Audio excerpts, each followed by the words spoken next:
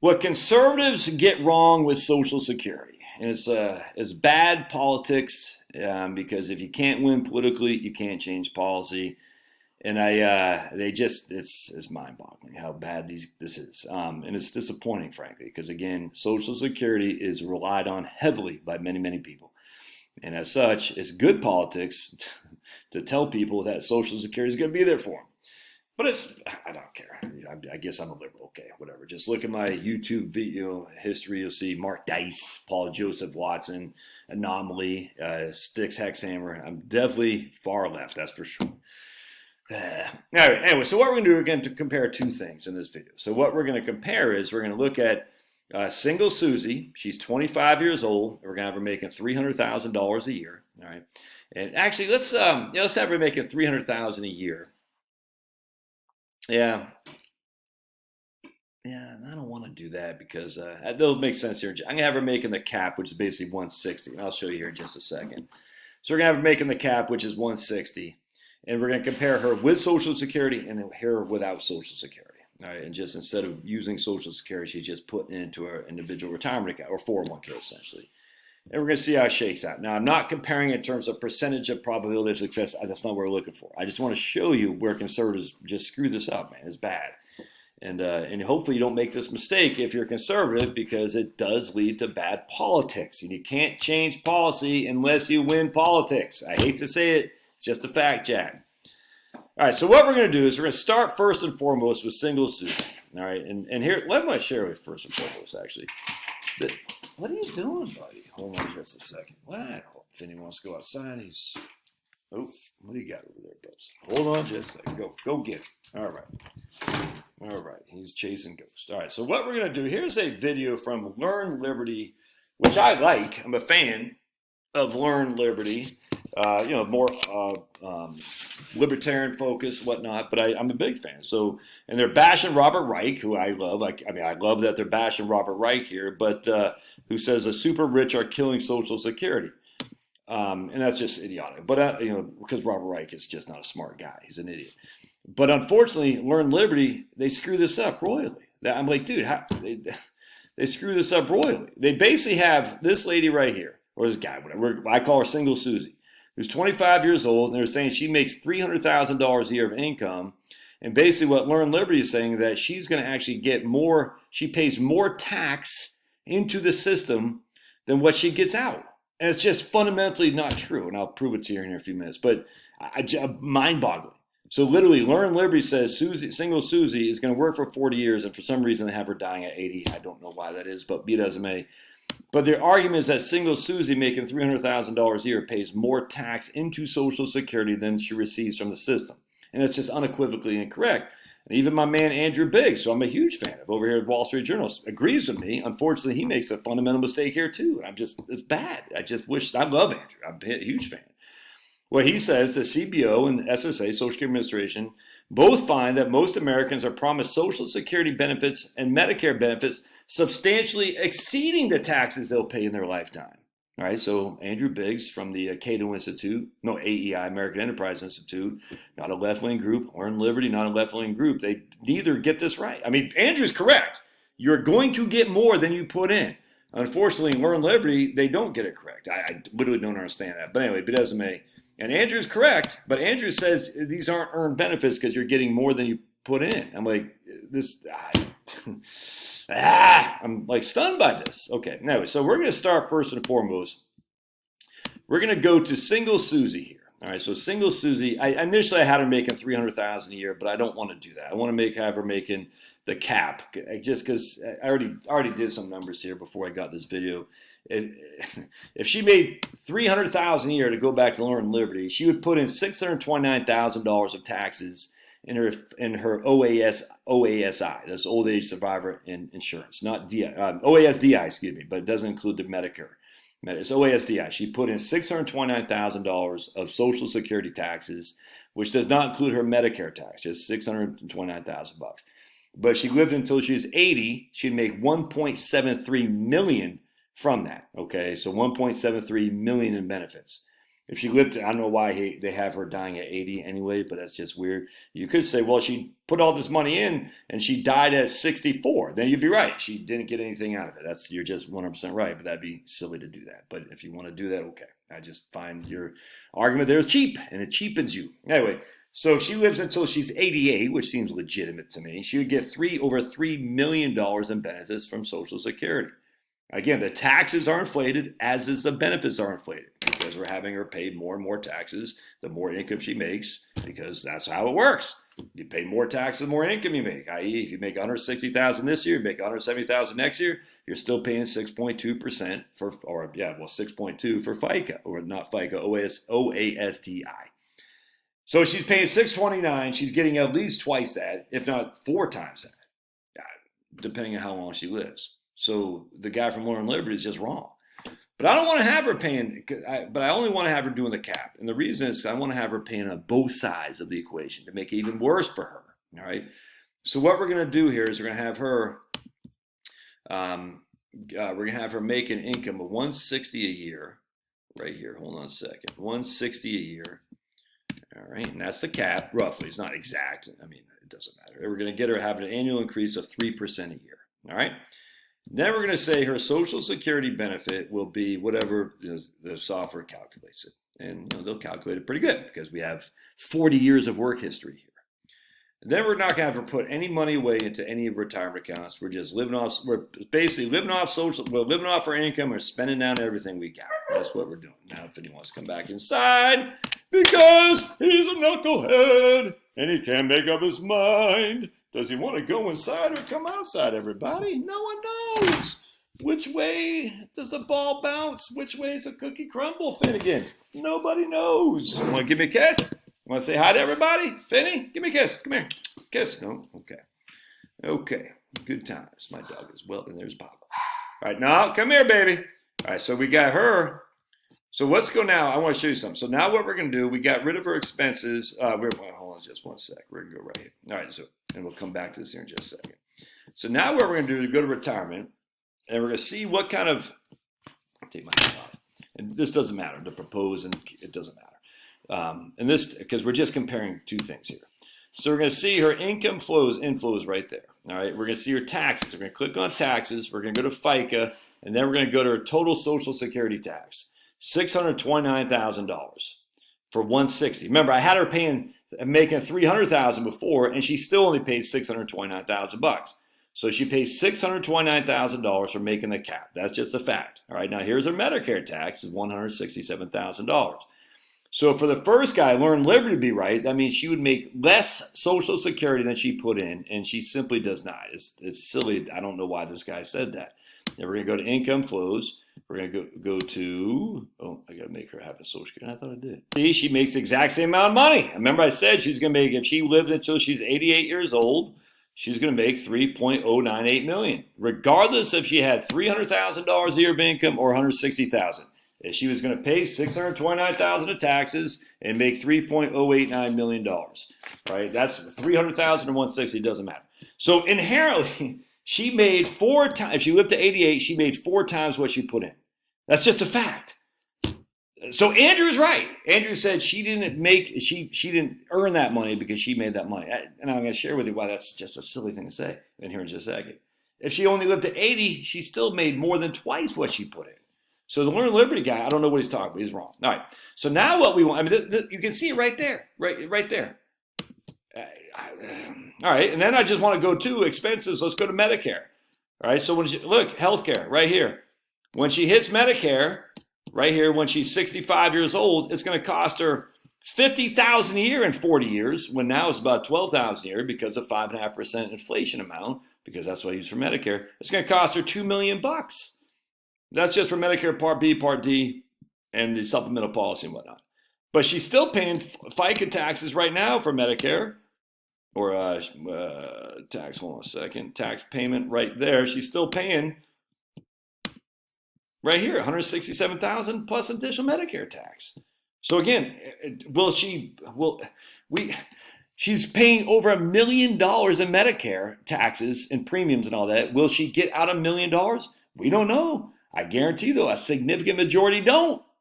They don't. Why? Because they don't use the doctor that much. Now some do, I grant you, but Andrew's wrong here when he says, "Oh, you're basically going to get more out of Medicare than you put in." You don't know that to be true. You just don't. We don't. I mean, it could be, but we don't know. But certainly, Andrew is right when he says she'll get more Social Security than she puts in. Okay, now let's go to part 2 of this. We're going to compare it to no Social Security and just investment accounts. What are you sniffing at over there, Sniffy McGee? So now what we're going to do is we're going to have her not making any social. All right, we're going to go to profile. We're going to say no Social Security at all. All right, so we're going to eliminate Social Security. Big fat goose egg. All right. And then we're going to go to savings. We're going to have her putting 12.4% into a 401k. All right, 12.4%. Why? Because 12.4% is what would be going theoretically into a 401k if we didn't have Social Security. 6.2% on her end, 6.2% on the employer's end. Obviously, if she was self-employed, her Social Security tax would double. It'd go from 629, we'll say 630 to whatever that is, 630,000 times 2 would be almost 1.3 million in taxes, and she still only get 1.73 million in benefits. She's still getting more than she put in, and that's if she's self-employed, like I am on both sides of the equation. But here we're going to say, okay, she's paying 12.4% of her salary each and every year into her 401k and not getting Social Security. Everybody with me on that so far? All right. So let's take a look at what we're looking at here. And again, these percentages don't matter anything, but I'm just going to show you here. All right, so we're going to go to cash flows, and we're going to see how much she ended up paying into her plan savings. Right there. So she ended up putting in $1.433 million. $1.433 million. All right, so she put in $1.433 million because she's putting 12.4% of her salary into her Social Security, into her 401k. I just want to compare. Well, we can even do 6.2%, have a company match. We can do that too. All right, let's do that. Just so it's comparing apples to apples. We'll do 6.2% savings. All right, so 6.2, and we can do a company match. And we're going to go to right here, and they're going to do a 100% match up to 6.2% right there. All right. Oh, there you are. All right, just say hi to the camera. Everyone wants to see the Finnegan. Everyone wants to see Bob Whoopies upstairs. All right. So now let's see what we got. So either way, she's putting in over $700,000 into her plan. Why does it say that? 4 point. It doesn't make any sense. So let's hit refresh here. Boink. Krakow, Krakow, Krakow, Krakow. We're doing live here at 8 o'clock tonight too, amigos. So be there or be square. And you don't want to be square. So she's putting $716,000 if she's not self-employed. All right. How much is she going to get out of this? We're going to go to income flows. And we're going to go, where's the plan distribution? Excuse me, plan distribution. All right. Oh, that's what I want to do. I want to take 5%. That's what I want to do. Hold on a second. We're going to go to 5% a year income from her 401k. All right. So when she hits 5%, there we go. Yes, right there. So she's going to take 5% a year once she hits retirement from her 401k, and we're going to inflate that at 3% each and every year. We're doing basically the 4% rule, but making 5%. All right. Oh, by the way, you might be asking what kind of portfolio we got her in. We got her in a 70-30 portfolio, growth-oriented portfolio. I give her 5.5% rate of return, which is about half historical, with a pretty significant standard deviation, similar to 2008. And so I like to use that because we want to err on the side of caution. Because if we're cautiously pessimistic and we're wrong on the upside, no one cares. But if we're cautiously optimistic and we're wrong on the downside, that's not good. All right, so now let's go back to retirement, and we're going to see how much she was able to take from her portfolio. Here's cash flows. No, we're not doing that again. We're going to go summary, and we're going to say plan distributions. Let's see what we got here, shall we? Yes, we shall. And she was taking, why is it? Doing the thing there. She took, how much did she take out? All right. You can't make friends with salad. Who knows that song? Can't make friends with salad. She took 7.147 million from her portfolio. 200,000, 206, 213. Whoa, wait a second though. Wait a second. 200, 206, 213, 226, 239, 413, 4. And she's taking good money, and then she ran out of money. She ran out of money. And that's with a 5.5% rate of return. And I think it's basically a 12% standard deviation. So there's a chance she ran out of money. In fact, right here, you can see right there, at 82 years old, 83 years old, 25% of the time she ran out of money. Now she still had 338,000, the median, but there's a chance she ran out of money, where Social Security does not have that chance. By the way, she put in 1.433 million, Andrew Biggs, and she has 7.14 million that came out. So I ask Andrew Biggs, I love Andrew Biggs, I'm just saying, did she not earn that money? Is that not her earned money? Would you make, Andrew would not, because he's not stupid. You would not make the argument she didn't earn that money. This is called growth of an investment portfolio. And the same thing with Social Security. You have growth in the investment portfolio a la the government bonds they invest. Now, you don't have a lump sum benefit, I grant you, but it's no different than a pension. It's no different than an annuity. You have an earned benefit for the money that they're going to obligated to pay you. That is your earned benefit. Of course, it's more than you put in, or else you would never do it. This weird thing that Andrew misses, I don't understand it. It's like they put in, they're getting a whole lot more in than they more out than they put in. Well, so is in the 401k. In the 401k, she's getting 7 times what she put in, something like that, up to 8 times. I don't even know what it is, but she has a chance to run out of money. I grant you. Is that not earned? Of course it's earned. So that's a mistake, Andrew. You shouldn't make that mistake. The other guy, Learn Liberty, I don't know what the hell he's talking about. I frankly don't. And I like Learn Liberty. I'm a big fan, but that's just wrong. So neither of these arguments are right. And this is from the right wing of how bad Social Security is. And they're making bad arguments. It's not bad. It's not good. So the other argument, we can say, well, if we did 4%, all right, we can do that over. We can say 4% because 5% is too aggressive, don't you know? And we're going to say we're going to have, she can take 4% a year out of her portfolio. All right. And she's going to have, we're going to adjust with inflation. Again, I'm just using the 4% rule because that's what everybody uses. I challenge it, but be that as it may. And here, let's take a look. So we do 4% a year. And how much did she end up taking out here for planned distributions? Right there. 7.43 million. Why? Because she did not run out of money, even though it was being reduced, but she did not run out of money. Isn't that interesting? Yes, it is. Yes, it is. So Social Security at her latter stages was paying her about $186,000, about half what she's getting in her portfolio. But even here, she didn't run out of money. By the way, this right here, this rate of return is just a linear 5.5 or whatever I had, 5.3%. So this only says you're averaging 5.3 or 5.5 each and every year, which you're not. This right here is the Monte Carlo. And so right here in the Monte Carlo, even 42% of the time, she still ran out of money, even with a 4% rule right here. The issue here is the nice thing with Social Security, you don't have to worry about running out of money. You don't. I mean, they're going to take her Social. They're just not, man. I drive you at the wall. The point being is no one's going to sit there and say Social Security is a better investment than you could do in your portfolio. No one's going to say that. But we are saying that Social Security gives you the fundamental, what's the word I'm looking for? I got to think of the word I'm looking for. Let me hold on one second. Fundamental assurance that you're not going to run out of money. It just says at the end of the day, you have this as a baseline. It doesn't fluctuate. It just goes up. Where the investment portfolio does fluctuate, and here is just a simple 4.4% rule, and you would just go back. And look, it's not to say either is right or either is wrong, but you can see from our planned distributions, we have 399 to 403 to 406 to 408. That's not 3% rate of return. That's not a 3% inflation. If we did 3% inflation, it's just not. You can see the distributions. And then we're back down to 408, 405, 399, 382.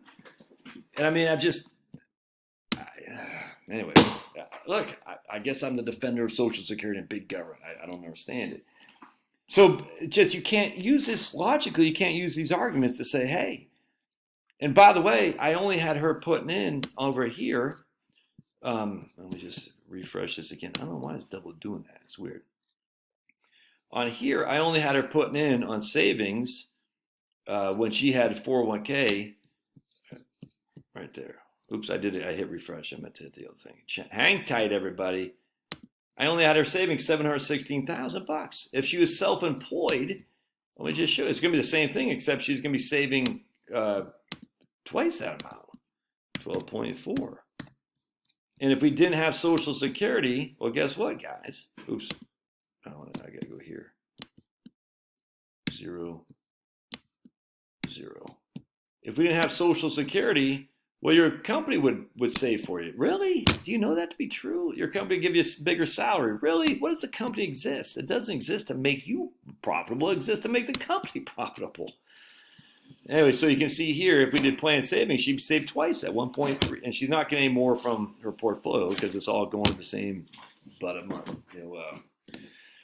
money. Anyway, I hope this makes sense. It's frustrating because there's a better argument to have for Social Security, which is to short up, guarantee is going to be there, politically it's more sustainable, and then you can focus on other things like not giving money to Ukraine, which they just passed for the stupid House. We're now going to give more money to Ukraine. Just the whole, and then we fund FISA. It's insanity, man.